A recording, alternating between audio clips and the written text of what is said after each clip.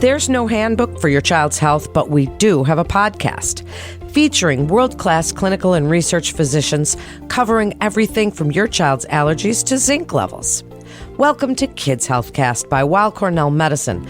I'm Melanie Cole, and today we're talking about pediatric COVID concerns. We're talking about Omicron virus and our kiddos.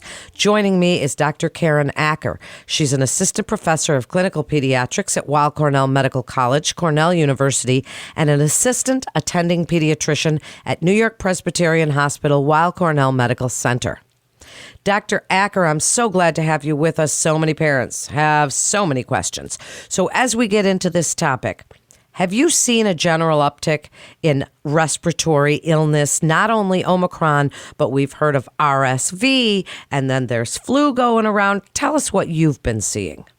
So thank you so much for having me, Melanie. We've had a lot of changes since the pandemic has started. But yes, I do agree that over the last 6 to 8 months, we started to see an increase in respiratory diseases as we saw increased circulation of respiratory viruses that kind of went away for a while during the first year of the pandemic and have come back. So particularly with RSV, and along with another virus we call rhinovirus/enterovirus. That's the cause of the common cold. So both of those viruses were causing a lot of respiratory disease in the fall.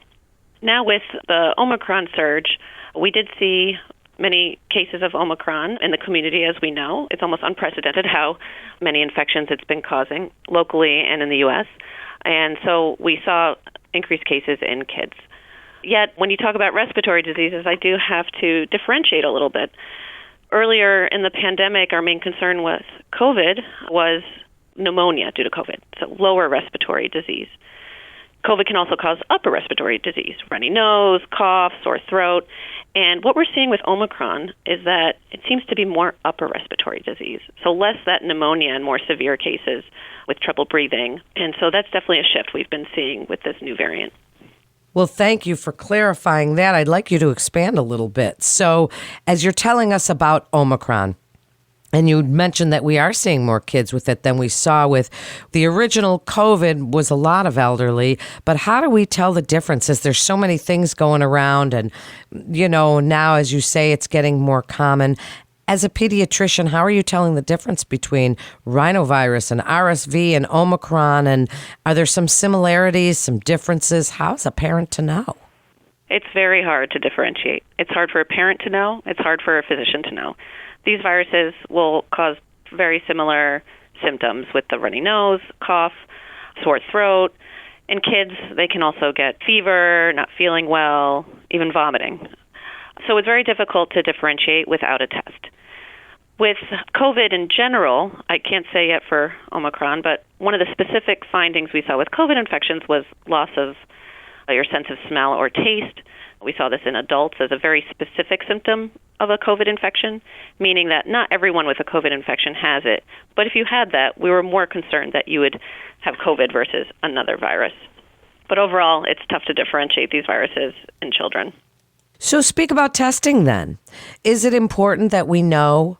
Because now people are getting tests at their local pharmacies and, you know, hopefully we're getting sent these at-home tests. Can you speak about the importance? Are we still testing? Is it important to do this? Yes, I think it is still very important to test, particularly when we have so much COVID and Omicron circulating in the community and we have these other viruses. So we know that Omicron is very transmissible. It's very contagious between people. So if you know you're positive for COVID virus based on our tests, then you should stay home and isolate according to your local Department of Health recommendations.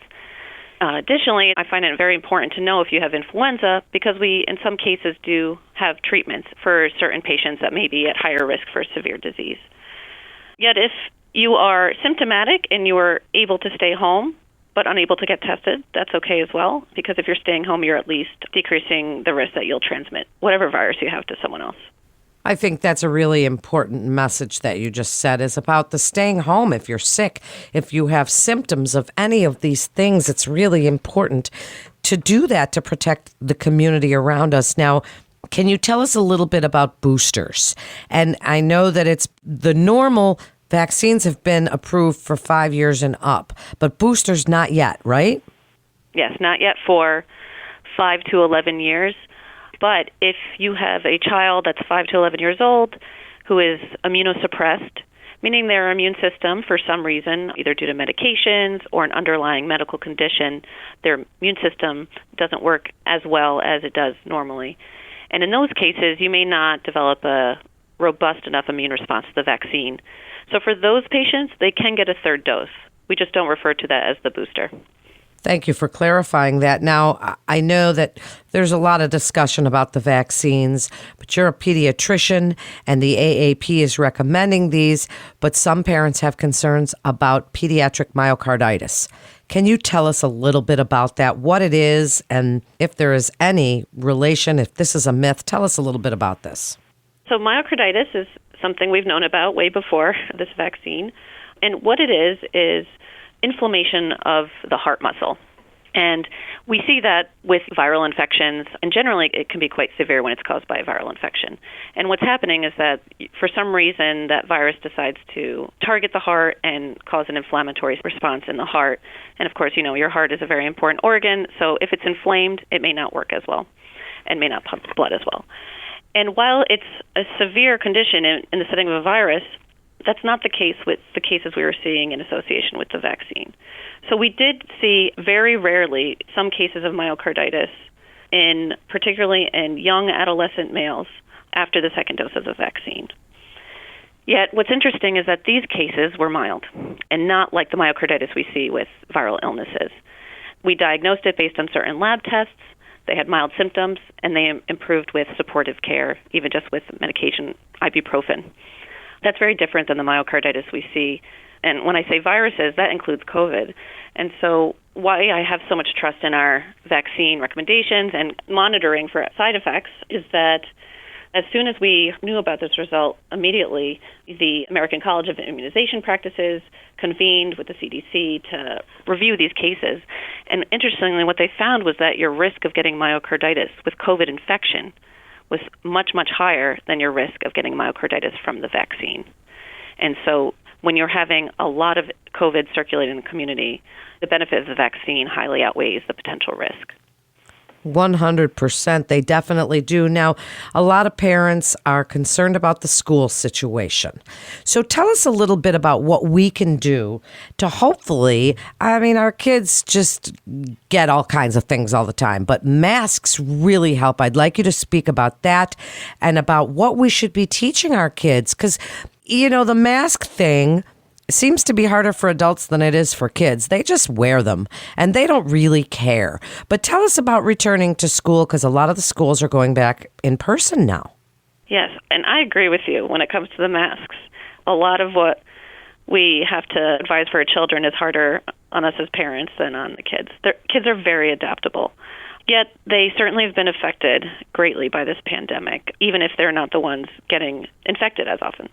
So they're getting affected because we know with school closures, it's affected their routine. We know that mental health issues such as anxiety and depression have been on the rise in kids since the pandemic. So I think it's really important to get our kids back to school in person. But we also want to keep them safe from infection. And we know from many studies that schools that have implemented mask protocols decrease the risk of getting COVID in school. And so while we have high rates of transmission in the community, I think it is important to keep our kids masked, really so that they continue to go to school. Because even if schools are open, if there are continued outbreaks in the school, they're shutting down classrooms, and then ultimately kids are having to stay home. So I think this is a continued sacrifice that we have to make where we have kids continue to wear masks so that we can continue to send them to school. But at the same time, I think we can look forward to in the future that hopefully they won't have to wear masks continually. So I tried to think of this as a short-term measure that we do when we need to, when we still have a lot of COVID circulating.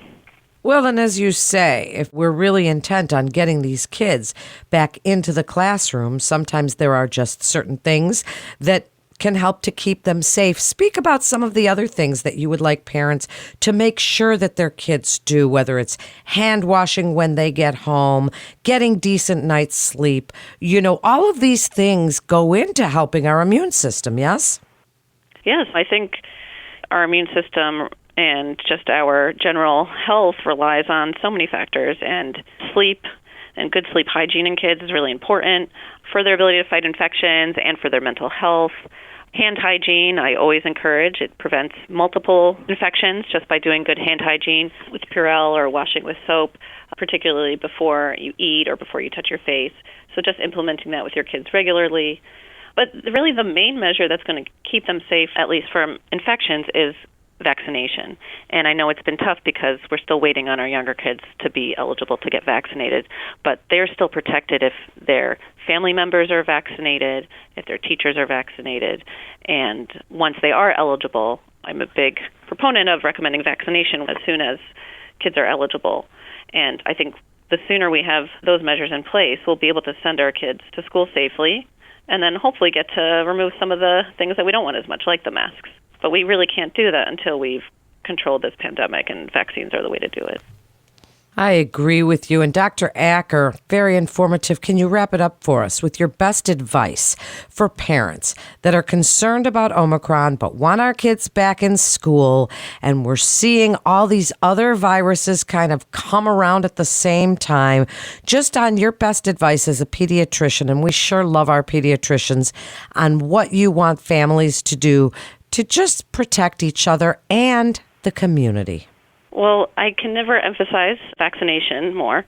I know I already have, but I think that we're thinking about our kids' safety, but also thinking about our kids' lives. And I think the sooner that we can get them to a normal routine and back to schools and back to where we don't have to feel fearful of these infections circulating, like that's our job as parents and pediatricians, but not the jobs of kids. So as soon as we can get them to a normal routine, the better. And with vaccination and the other measures that we discussed, I think we can do that.